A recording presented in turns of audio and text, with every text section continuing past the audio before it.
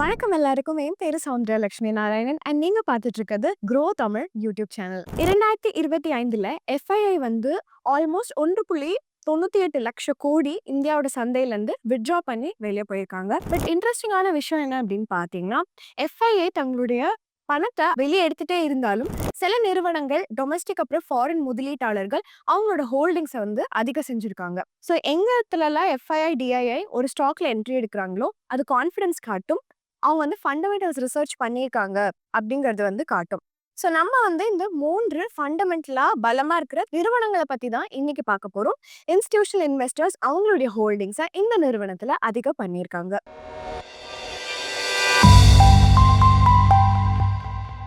முதல்ல பார்க்க போற நிறுவனத்தின் பெயர் பாலிகேப் இந்தியா. கடந்த 3 மாதங்களா FII ஹோல்டிங் வந்து 2.51%, DII ஹோல்டிங் 0.09% அதிகமா இருக்கு. பாலிகேப் இந்தியா வந்து என்ன பண்றாங்கன்னு பார்க்கலாம். இவங்க தான் லார்ஜஸ்ட் தயாரிப்பாளர்லாம் இருக்காங்க வயர் அண்ட் கேபிள் இந்த கண்ட்ரிலேயே. இவங்க 3 செக்மெண்ட்ஸ்ல ஆப்ரேட் பண்றாங்க. முதல் segment wire and cable. Q2 FY26ல இந்த செக்மெண்ட்டுடைய வருவாய் 21% அதிகமாச்சு. 5,632 crores. அதே சமயத்துல EBIT வந்து இம்ப்ரூவ் ஆச்சு 270 BPS. மெயின் ரீசன் என்ன அப்படின்னு பாத்தீங்கன்னா, இந்த செக்மெண்டோட வளர்ச்சிக்கு அதிகமா government spending, project better execution பண்ணாங்க, கமாடிட்டி பிரைஸ் வந்து ஸ்டேபிளா இருந்தது, ஸ்ட்ராங் டிமாண்ட் இருந்திருக்கு பேன் இந்தியால. இதனால தான். இரண்டாவது செக்மெண்ட் என்ன அப்படின்னு பாத்தீங்கன்னா, fast moving electrical goods FMEG அப்படின்னு நம்ம சொல்லலாம். இதற்கு கீழே நிறுவனம் வந்து ஃபேன், லைட், ஸ்விட்ச், சோலார் ப்ராடக்ட் இதெல்லாம் தயாரிப்பு செய்யறாங்க கன்சியூமர் டியூரபிள்ஸ்க்காக. Q2 FY26ல பார்த்தோம்னா இந்த செக்மெண்ட்டுடைய வருவாய் வந்து 14% அதிகமாயிருக்கு. EBIT வந்து 0.5% அதிகமாயிருக்கு. EBIT margin. லைட்டிங் பிசினஸ் வந்து நல்லாவே பெர்ஃபார்ம் பண்ணிருக்கு ஃபெஸ்டிவ் டிமாண்ட்னால. டிமாண்ட் ஸ்விட்ச் கியர் அப்புறம் கான்டேட் ப்ராடக்ட்ஸ்க்குலாம் நல்லாவே இன்க்ரீஸ் ஆயிருக்கு. ஏன்னா ரியல் எஸ்டேட் செக்டர் வந்து ஒரு ரெக்கவரி பார்த்ததுனால ஒரு நல்ல வளர்ச்சியும் இருந்திருக்கு சோலார் ப்ராடக்ட்ஸ்ல. இது வந்து கவர்மெண்ட் ரூஃப் டாப் இன்சென்டிவ் ஸ்கீம்னால இது வந்து டிமாண்டை ஜம்ப் பண்றதுக்கான உதவி இருக்குன்னு சொல்லலாம். இந்த செக்மெண்ட் வந்து சூன் லார்ஜஸ்ட் கான்ட்ரிபியூட்டரா இருக்கும் இவங்களோட FMEG போர்ட்ஃபோலியோல. ஃபேன் செக்மெண்ட் வந்து கொஞ்சம் ஸ்லோவாவே இருந்திருக்கு. ஏன்னா மன்சூன் எக்ஸ்டெண்ட் ஆயிருக்கு, எக்ஸிஸ்டிங் இன்வென்ட்ரிலாம் இருந்திருக்கு. இதெல்லாமே வந்து சேல்ஸை இம்பாக்ட் பண்ணியிருக்கு. மூன்றாவது செக்மெண்ட் வந்து EPC, அதாவது இன்ஜினியரிங் ப்ரொக்யூர்மெண்ட் அண்ட் கன்ஸ்ட்ரக்ஷன். இது 19% டிக்ளைன் ஆயிருக்கு. Q2 FY26ல 402 crores வந்து டிக்ளைன் ஆயிருக்கு. மெயினா ப்ராஜெக்ட் எக்ஸிகியூஷன் டிலேனால. EBIT வந்து 18.1%, but excluding one time gain margin வந்து 10% அப்படின்னு நம்ம சொல்லலாம். இது வந்து கம்பெனியோட லாங் டர்ம் ரேஞ்சுக்குள்ள தான் இருக்கு. இந்த செக்மெண்ட் வந்து கவர்மெண்ட் ப்ராஜெக்ட், அதாவது RDSS, பாரத் நெட், இதனுடைய ஆர்டர் புக் அப்ராக்சிமேட்டா 33.5 பில்லியன் அண்ட் 80 பில்லியனா இருக்கு பாரத் நெட்டுக்கு. மேனேஜ்மெண்ட் என்ன சொல்றாங்கன்னா, ரெவென்யூ ரெக்கவரி வந்து இந்த ப்ராஜெக்ட்ஸ்ல H2 FY26ல நம்ம எக்ஸ்பெக்ட் பண்ணலாம்னு சொல்றாங்க. இந்த நிறுவனத்துடைய ஃபினான்ஷியல்ஸை நம்ம வந்து ஆராய்ஞ்சு பார்த்தோம்னா, ரெவென்யூ 18% இயர் ஆன் இயர் அதிகமாயிருக்கு. growth வந்து மெயினா வயர் அதுக்கப்புறம் கேபிள் செக்மெண்ட்ல இருந்து வந்திருக்கு. 21% இயர் ஆன் இயர் growth இருந்திருக்கு. பர்டிகுலரா நோட்டபிளா நிறுவனம் வந்து already 28% year on year growth வந்து ப்ரீவியஸ் இயர்ல அச்சீவ் பண்ணியிருக்காங்க. அதே சமயத்துல FMEG செக்மெண்ட் வந்து 14% வளர்ச்சி வந்து காட்டியிருக்கு. பாசிட்டிவா ஓவரால் பர்ஃபார்மன்ஸ்க்கு கான்ட்ரிபியூட் பண்ணியிருக்குன்னு சொல்லலாம். நிறுவனத்துடைய EBITDA வந்து 62% அதிகமாயிருக்கு. ப்ராஃபிட் growth வந்து அவுட்பேஸ் வந்து பண்ணியிருக்கு ரெவென்யூ growth. அதனால EBITDA மார்ஜின் வந்து 15.8% இன்க்ரீஸ் ஆயிருக்கு. மெயினா strong profitability wire and cable பிசினஸ்ல இருந்து தான். கம்பெனியுடைய நெட் ப்ராஃபிட் வந்து 56% இயர் ஆன் இயர் அதிகமாயிருக்கு. மார்ஜின் வந்து 260 BPS. கம்பெனியுடைய சில கீ growth டிரைவர்ஸ் பார்த்தோம்னா, அவங்க வயர்ஸ் அண்ட் கேபிள் செக்மெண்ட் வந்து 1.5 to 2x வந்து க்ரோ ஆகும்னு சொல்றாங்க இண்டஸ்ட்ரி விட. டார்கெட் மார்ஜின் 11லிருந்து 13% அடுத்த 5 வருடத்துல. பாலிகேப் வந்து 1200 to 1600 crores ஆனுவலா இன்வெஸ்ட் பண்ணலான்ட்டு இருக்காங்க. 4x to 5x incremental revenue capex மூலமா வரலான்ட்டு. இந்த ரெவென்யூ வந்து எப்ப மெட்டலைஸ் ஆகும்னா 1.5 to 2 years டிலேக்கு அப்புறம். மீன்வேல் நம்ம மேஜர் சேஞ்சஸ் நிறுவனத்துடைய பேலன்ஸ் ஷீட்ல பார்த்தோம்னா, ஃபிக்ஸ்ட் அசெட்ஸ் வந்து 27% இயர் ஆன் இயர் அதிகமாயிருக்கு. ஒரு ongoing capex cycle project spring கீழே காட்டுது. 748 crores இன்வெஸ்ட் பண்ணிருக்காங்க H1 FY26ல. இன்வென்ட்ரிஸ் இன்க்ரீஸ் பண்ணிருக்காங்க. Q3 FY26ல டிமாண்ட் அதிகமாகும்னு சொல்லிட்டு. இது வந்து கேஷ் அண்ட் கேஷ் ஈக்குவலன்ஸ்ல காட்டுது. 179% இன்க்ரீஸ் ஆயிருக்கு. அதே சமயத்துல பேயபிள்ஸ் வந்து 105 days ஸ்ட்ரெச் ஆயிருக்கு. Payment to raw material supplies வந்து ஆக்சுவலா டிலே பண்ணிருக்காங்க. நிறுவனத்துடைய கேஷ் ஃப்ளோ வந்து பார்த்தோம்னா H1 FY26ல ரிசீவபிள் சைக்கிள் இம்ப்ரூவ் ஆயிருக்கு. பட் கேஷ் டர்ம்ஸ் பார்த்தோம்னா 267 crore outflow இருந்திருக்கு. அதே சமயத்துல ஹெவி இன்வென்ட்ரி பில்டப் இருந்திருக்கு 1757 crores.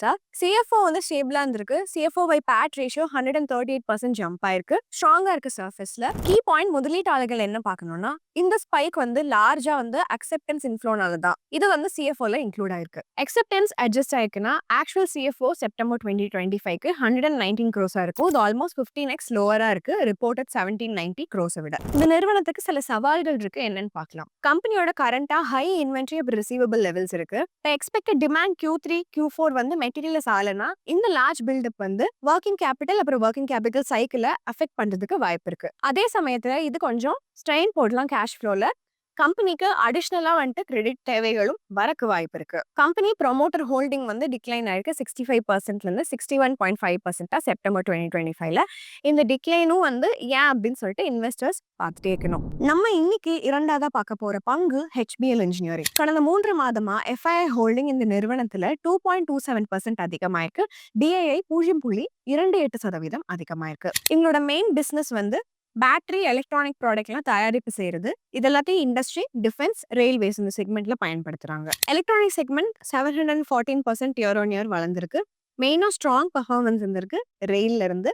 இது வந்து பிசினஸ் வந்து சிக்னல் பண்ணுது. HBL வந்து Q2 FY26 ரிசல்ட்ஸ் படி மேனேஜ்மெண்ட் என்ன சொல்றாங்கன்னா இந்த மாதிரி ஸ்ட்ராங்கான ரிசல்ட் வந்து அடுத்த சிங்கிள் குவார்டர்ஸ் ஓவர் நெக்ஸ்ட் இயர்ஸ்ல பார்க்கறது கஷ்டம்னு சொல்றாங்க. அடுத்த வெர்டிகல்ஸ் நம்ம என்னெல்லாம் பண்றாங்க அப்படின்னு சொல்லிட்டு இந்த டேபிள் வச்சு பார்த்துக்கலாம். இந்த பேட்டரி வெர்டிகல் கீழேயே இண்டஸ்ட்ரி பேட்டரிஸ் வந்து flat growth year on year பார்த்திருக்கு. Defence and aviation segment 14% year on year decline பார்த்திருக்கு. நிறுவனத்துடைய ஃபினான்ஷியல்ஸ் பார்த்தோம்னா HBLோட ரெவென்யூ 135% இயர் ஆன் இயர் வளர்ந்திருக்கு. மெயினா 714% எலக்ட்ரானிக் செக்மெண்ட்னால கம்பெனி வந்து கவாச் ஆர்டர்ஸை எக்ஸிக்யூட் பண்ணியிருக்காங்கன்னு சொல்லலாம். இந்த growth வந்து கிளியரா பாசிட்டிவ் இம்பாக்ட் வந்து காட்டியிருக்கு ஆப்ரேட்டிங் ப்ராஃபிட் அண்ட் மார்ஜின்ஸ்ல. EBITDA வந்து 399% இன்க்ரீஸ் ஆயிருக்கு. மார்ஜின்ஸ் வந்து 2300 BPS இன்க்ரீஸ் ஆயிருக்கு. ரெவென்யூ சர்ஜ் ஆயிருக்கு. மெட்டீரியல் அண்ட் எம்ப்ளாயி காஸ்ட் வந்து ஃபால் ஆயிருக்கு சிக்னிஃபிகண்டா லாஸ்ட் இயர் கம்பேர் பண்ணும்போது. இந்த எஃபெக்ட் நெட் ப்ராஃபிட்ல பார்க்கலாம் 345% இயர் ஆன் இயர் growth காட்டியிருக்கு. இந்த நிறுவனத்தோட growth டிரைவர்ஸ் பார்த்தோம்னா கவாச் ஆர்டர் ரயில்வேஸ்ல இருந்து இந்த நிறுவனத்துக்கு பெரிய கேட்டலிஸ்டா இருந்திருக்கு. நிறைய ஆர்டர்ஸ் FY26ல வரும்னு நம்ம பார்க்கலாம். ரெவென்யூ இன்க்ரீஸ் ஆயிருக்கு. மேனேஜ்மெண்ட் வந்து ஸ்டெடி இன்ஃப்ளோ 1300 to 1500 crores ஆனுவலா அடுத்த 2 வருடத்துல எக்ஸ்பெக்ட் பண்ணிட்டு இருக்காங்க. இது 66ல இருந்து 76% FY25 சேல்ஸா இருக்கு. அதே சமயத்துல கம்பெனி வந்து எலக்ட்ரானிக் ஃபியூசஸ் அதுக்கப்புறம் ட்ரெயின் மேனேஜ்மெண்ட் சிஸ்டம்ல வந்து கான்சன்ட்ரேட் பண்ணிட்டு இருக்காங்க. ஃபியூசஸ் ஒரு மேஜர் பிசினஸா இருக்கலாம் இந்த கம்மிங் இயர்ஸ்ல இந்த நிறுவனத்துக்கு. அதே சமயத்துல நம்ம நிறுவனத்துடைய பேலன்ஸ் ஷீட்டை பார்த்தோம்னா ரிசீவபிள்ஸ் நியரா டபுளா இருக்கு 2.2x. அதே சமயத்துல இன்வென்ட்ரிஸ் வந்து 131 crores இயர் ஆன் இயர் அதிகமாயிருக்கு. ஏன்னா HBL வந்து அக்ரெசிவா பில்ட் இன்வென்ட்ரி வந்து பண்ணிட்டு இருக்காங்க. கவாச் வெர்ஷன் 4.0 ஆர்டர் வந்ததுக்கு அப்புறமா இந்த சர்டிபிகேஷன் வாங்கியிருக்காங்க ஜூலை 2024ல. இந்த விஷயம் வந்து இந்த நிறுவனத்துடைய கேஷ் ஃப்ளோலயும் வந்து இம்பாக்ட் வந்து காட்டியிருக்கு. கம்பெனியுடைய CFO வந்து ஆக்சுவலா டிக்ளைன் ஆயிருக்கு. பட் மோஸ்ட் டிஸ்டர்பிங் பார்ட் வந்து CFO by PAT ரேஷியோ 98% இருந்தது FY24ல. இப்போ வந்து வெறும் 28% இருக்கு H1 FY26ல. அதாவது நிறுவனம் வந்து ப்ராஃபிட் earn பண்றாங்க. பட் அந்த ப்ராஃபிட் எல்லாம் கேஷா கன்வெர்ட் ஆகுதுன்னு பாத்தீங்கன்னா இல்ல. இன்வெஸ்டர்ஸ் க்ளோஸா வந்து குவார்டர் ஆன் குவார்டர் என்ன நடக்குதுன்னு பார்க்கணும். வெறும் ஹை growth மட்டும் பார்க்க கூடாது. பட் ஹெல்த்தி growth-ஆ இருக்கா அப்படின்னு இந்த நிறுவனத்துக்கு பார்க்கணும். கம்பெனி இதுக்கு மேல சில சவால்களும் பார்த்துட்டு இருக்காங்க. மேனேஜ்மெண்ட் என்ன சொல்றாங்கன்னா நிறைய போட்டியாளர்கள் நீஷ் மார்க்கெட்ல இருக்கிறதுனால இவங்களுக்கு வந்து பிரைசஸ்ல இன்னும் பிரஷர் வந்து அதிகமாகுது அப்படின்னு சொல்றாங்க. அது கூட சேர்ந்து மேஜர் ப்ராஜெக்ட் லைக் கவாச் வந்து கவர்மெண்ட் அப்ரூவல் டிபெண்டன்டாவே இருக்கும். FY25ல டிலே இருந்த காரணத்தினால ரெவென்யூ கூட சேர்ந்தே எஃபெக்ட் ஆச்சுன்னு நம்ம சொல்லலாம். கேஷ் கன்வர்ஷன் சைக்கிள் வந்து 154 to 202 டேஸா அதிகமாயிருக்கு. அதாவது கேஷ் வந்து பிசினஸ்ல இன்னும் ஸ்டக் ஆகுதுன்னு காட்டுது. growth வந்து இந்த ரிசீவபிள் கலெக்ஷன்ஸ் இருக்குல்ல அதை பொறுத்தே இருக்குங்கிறது தான் காட்டுது. இன்னைக்கு நம்ம மூன்றாவதா பார்க்க போற நிறுவனம் சாய் லைஃப் சயின்சஸ் லிமிடெட். கடந்த 3 மாதமா FII DII அவங்களோட ஹோல்டிங்க இந்த நிறுவனத்துல 8%க்கு அதிகம் பண்ணியிருக்காங்க. நிறுவனத்துடைய வணிகத்தை பார்த்தோம்னா சாய் லைஃப் சயின்சஸ் வந்து ஒரு CRDMO அதாவது contract research development and manufacturing நிறுவனமா இருக்காங்க. இவங்க entire process pharma and biotech ஃபார்ம்ஸ்க்கு ட்ரக்கை ரிசர்ச் பண்றதுல இருந்து லார்ஜ் ஸ்கேலா தயாரிப்பு செய்யறதுல இருந்து எல்லாமே பண்ணிட்டு இருக்காங்க. இந்த நிறுவனம் கரண்டா வந்து 300 குளோபல் கிளைண்ட்ஸ் கூட வேலை செஞ்சுட்டு இருக்காங்க. 18 அவுட் ஆஃப் டாப் 25 பார்மா நிறுவனங்கள் கூட இந்த நிறுவனம் வந்து வேலை செஞ்சுட்டு இருக்காங்க. சாய் லைஃப் சயின்சஸ் பிசினஸ் வந்து மேஜரா 2 செக்மெண்ட் வந்து டிவைட் பண்ணிருக்காங்க. ஒன்னு வந்து CRO, இன்னொன்னு வந்து CDMO. CRO இல்லைன்னா கான்ட்ராக்ட் ரிசர்ச் ஆர்கனைசேஷன் வந்து ட்ரக் டிஸ்கவரி, ஏஐ அதுக்கப்புறம் அட்வான்ஸ் டூல்ஸ் யூஸ் பண்ணி இதை டெஸ்ட் பண்றது இந்த வேலையெல்லாம் இந்த சைட் செக்மெண்ட் வந்து பார்த்துட்டு இருக்காங்க. இன்னொரு சைட்ல இந்த சிடிஎம்ஓ செக்மெண்ட் இருக்குல்ல, அது 64% நிறுவனத்துடைய ரெவென்யூ கான்ட்ரிபியூட் பண்ணுது. இதுல டெவலப்மெண்ட் அப்புறம் மேனுஃபேக்சரிங் ஃபேஸ் இருக்குல்ல இந்த ட்ரக்ஸுக்கு, அதெல்லாமே வந்து இந்த செக்மெண்ட் பார்த்துட்டு இருக்காங்க. இந்த நிறுவனத்துடைய ஃபினான்ஷியல்ஸ் அனலைஸ் பண்ணி பார்த்தோம்னா, நிறுவனத்துடைய ரெவென்யூ 36% இயர் ஆன் இயர் அதிகமா இருக்கு.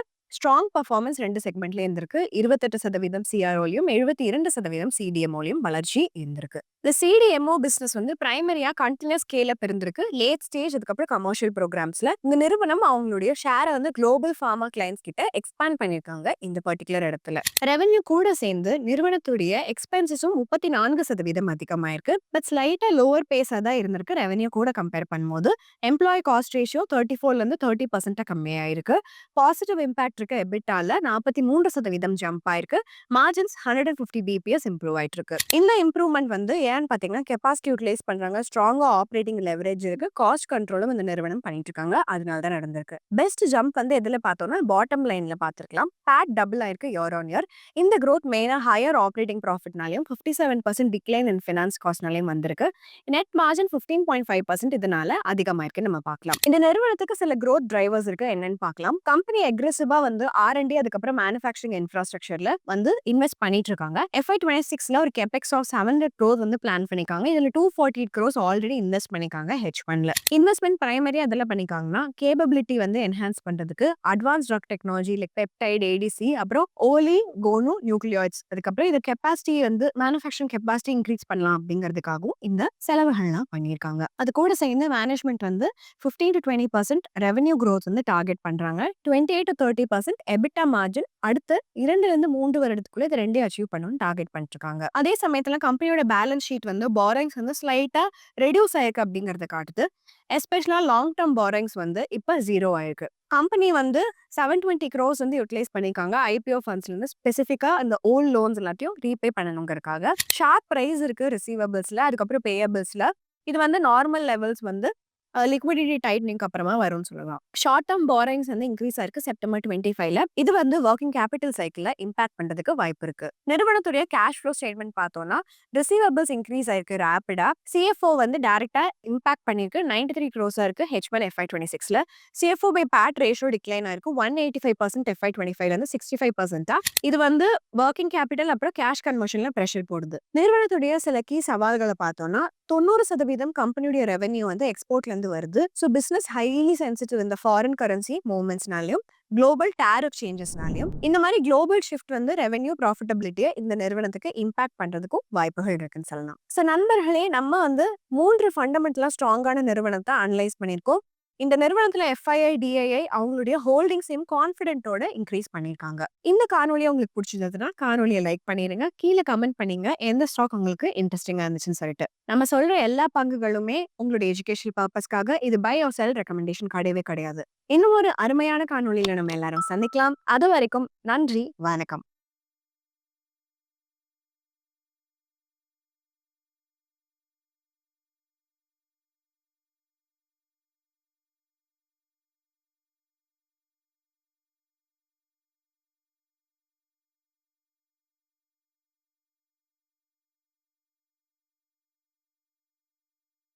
Investment in securities market are subject to market risks. Read all the related documents carefully before investing. Please read the risk disclosure documents carefully before investing in equity shares, derivatives, mutual fund, and or other instruments traded on the stock exchanges.